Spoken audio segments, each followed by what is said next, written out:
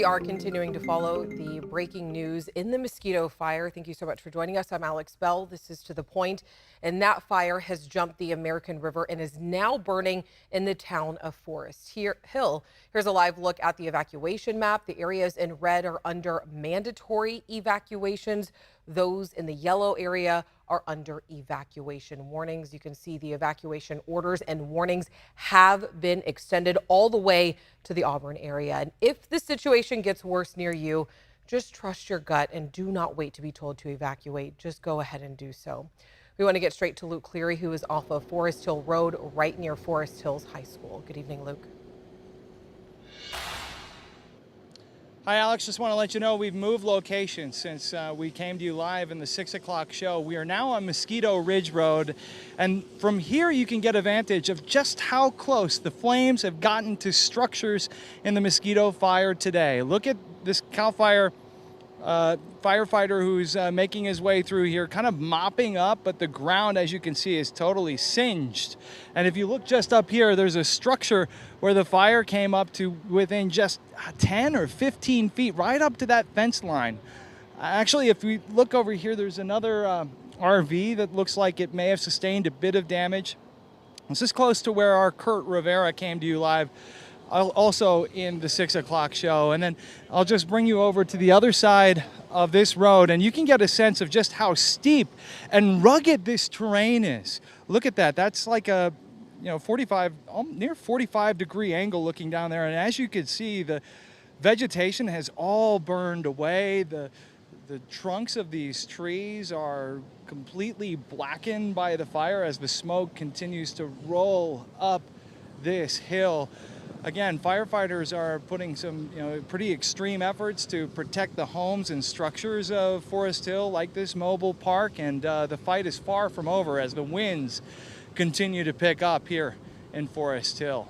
Alex? All right, Luke, thank you so much. Please stay safe out there. Let's go ahead and get over to Chief Meteorologist Monica Woods for the latest conditions. Monica, what do we know so far? Well, the winds, as Luke mentioned, have been very erratic for today, and unfortunately, wind adds to fueling those fires. Here's a look at our visible satellite image. You can see the smoke plumes very easily right around Forest Hill and around that Mosquito Fire. Now, as we take a look at some of the visual images from up above from our alert wildfire camera, you can see the towering pyrocumulus, but also some lenticular clouds.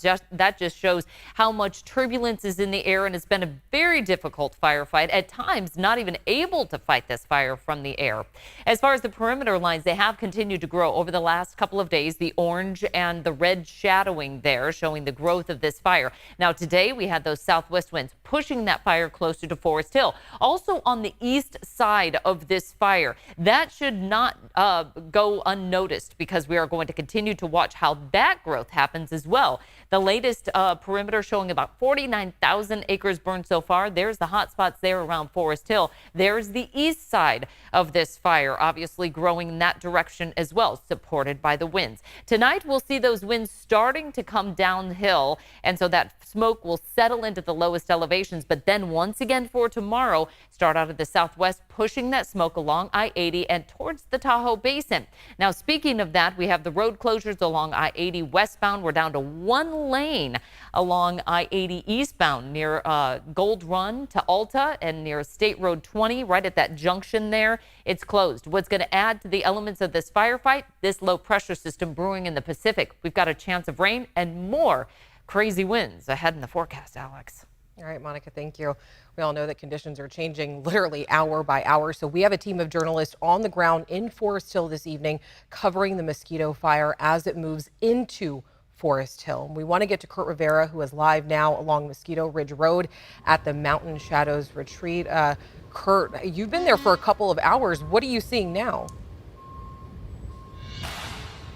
Well, as Monica mentioned, the winds have been very, very erratic. And as she said, that is what has fueled this fire along Mosquito Ridge Road. Luke is just down. I can't see him, but he's just down the road from us here, just so smoky.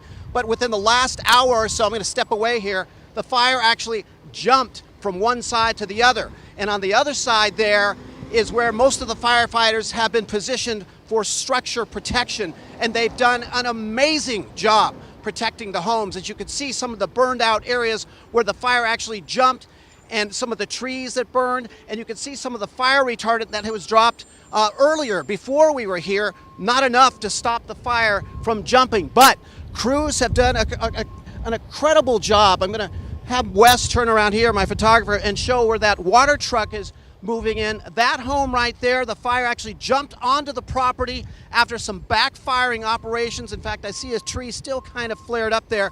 Firefighters were already waiting for it. Winds kicked up, and the spot fires hit a couple trees and they knocked them down right away. So firefighters are doing an amazing job again here on Mosquito Ridge Road. This is where the front lines of the fire is right now, or are right now. Firefighters at the ready, making sure no homes are destroyed here. We're live in Forest Hill. Back to you, Alex. All right, Kurt, thank you so much. I want to go ahead and bring in Van, too. You've been following this fire very closely all day. When did you first hear that Forest Hills, was really in trouble here? You know, the alarm bell started ringing at around 2:30 this afternoon, and ever since then, as you can see from our reporters on the ground, it has been all hands on deck from the fire crews. They spent the past few days, when the weather was mild with that smoke, to really dig in those dozer lines, but really they came in full force tonight to really reinforce the protection, really, of Forest Hill. So around 2:30, that was happening. That spot fire jumped the American River. The first initial reading of it was about 95 acres, and within an hour, 300. And again, still growing at this hour. But I think the biggest question a lot of people have is, why did this fire grow in this area and so quickly at that? Of course, look at the terrain. There's a very, as Kurt and Luke showed, it's very steep there, so the fire can really move up quickly up canyon. And also, of course, the winds are the big factor here. But anything that people should take home tonight when it comes to this are these evacuation orders. It's a very dangerous situation. And they're changing all the time. Yes, and there are people who hold out, understandably so, but fire officials say this is too dangerous. Now is the last chance to really get out. And is there anything else that fire officials have been telling you that they've been doing to try to help this fire right now? Of course, there's retardant, there's dozer lines, there's hand crews. They're throwing everything they have. All right, Van, thank you so much. We appreciate it.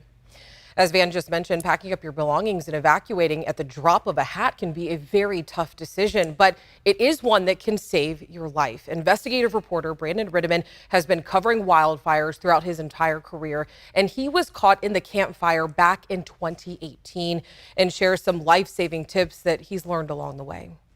Just get them to one side. We can squeeze through that. We can squeeze through this one. It's okay. Let's go. This is how I escaped paradise, improvising because power lines fell down and blocked our road. Holy Oh, Mr. Ritteman. We're alive. Some scratches, but we're good. Window up, window up, window up. Embers. I'm showing you this because it gives an idea of what could come to your street if you wait too long to leave. We've seen too many people die. I've investigated a lot of those deaths, and beyond the basics like leaving when you're told and making a plan to grab your most important stuff, I have a few thoughts to add. First, don't wait to be told. These can give us a false sense of security. We've seen failures to send out evacuation alerts. Fires also tend to burn the phone network. There is just no substitute for looking out your window and deciding how a fire looks to you. Thick smoke coming your way, a wall of flames, or falling embers are all signs to get out. Second, know your escape routes and safety zones. This means planning the best ways out of your neighborhood in more than one direction. Even if you can't finish that escape, you can still survive. On those roads, look for big spaces, soccer fields, golf courses. People survived using big parking lots as safety zones in paradise. And while we're on this, park like a firefighter with the nose of your car facing out so you don't have to waste time turning around. Lastly, stick together. If it's time for one person in your house to leave, I recommend you all leave together. Save your lives, worry about everything else later. Exactly, and we will have more about these wildfires coming up at the end of the show. But right after the break, California launched a website today for people looking for information about abortions and reproductive care, what it means for pregnant residents and those who are out of state. We'll have more after the break.